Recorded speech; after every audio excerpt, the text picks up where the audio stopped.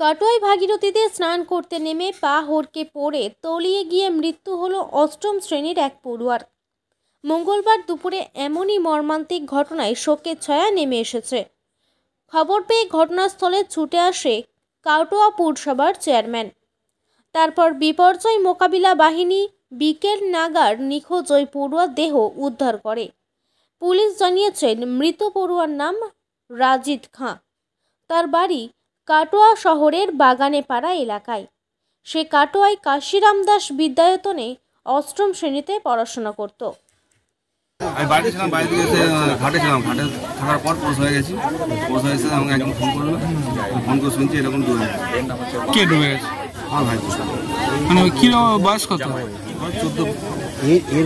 কিভাবে ডুবলো বলছে?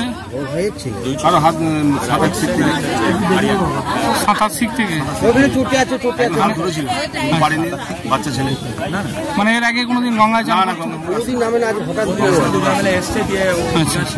কি নাম আপনার?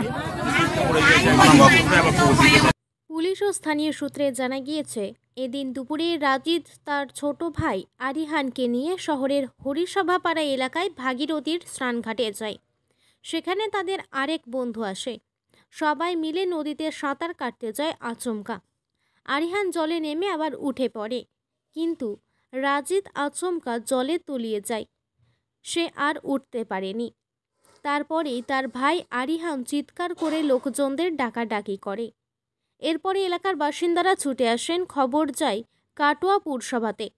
চেয়ারম্যান সমীর সাহা ছুটে আসেন। তিনি বিপর্যয় মোকাবিলা বাহিনীকে খবর দেন। পরে বিপর্যয় মোকাবিলা বাহিনী এসে বিকেলে স্নানঘাট সংলগ্ন এলাকা থেকেই ওই পড়ুয়ার দেহ উদ্ধার করে। দুই ভাই এখানে বাচ্চা ছেলে দুজনে এখানে সাঁতার কাটিয়ে স্নান করছিল।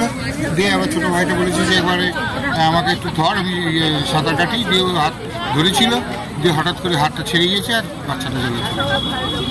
তো পুরসভার তরফ থেকে কি ব্যবস্থা নেওয়া? তরফ থেকে ডিজাস্টার ম্যানেজমেন্টের লোক আসছে এবং আসার পর দেখি কোথায় খুঁজে যদি বাচ্চাটাকে পাওয়া যায় সেই চেষ্টা করছি যাতে বাচ্চাটা উদ্ধার করা যায়।